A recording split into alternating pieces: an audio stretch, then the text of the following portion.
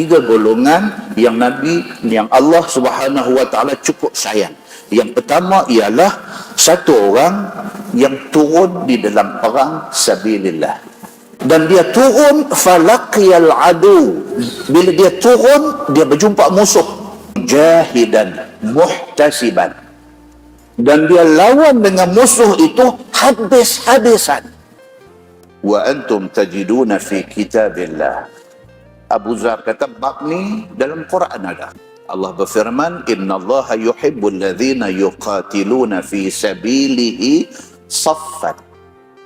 Sesungguhnya Allah Subhanahu wa taala cukup sayang kepada orang yang berjuang pada jalannya saffan, dalam keadaan bersaf-saf, berbaris-baris dan teratur.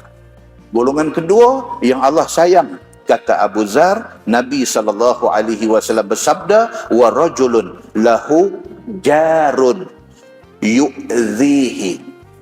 Satu orang yang sentiasa disakiti oleh jiran sebelah rumah dia. Dia satu orang yang ditakdirkan duduk sebelah rumah satu orang yang problematik. Fayasbiru ala adhahu. Dia sabar atas sakit yang kawan tu buat kat dia. Wa yahtasibuh hatta yakfiyahullahu iyyahu bimautin aw haya. Cuma dia minta kepada Allah. Dia kata, ya Allah, aku mengadu kepadamu, ya Allah, aku tak boleh tahan dengan jiran ni. Mintalah, ya Allah, stop segala sakit yang dia dah buat kat aku ni. Stop. Sama ada dengan ubah dia bagi jadi elok masa aku hidup, ataupun bagi aku mati. Kalau macam ni punya tahap doa dekat dia, Allah sayang dia.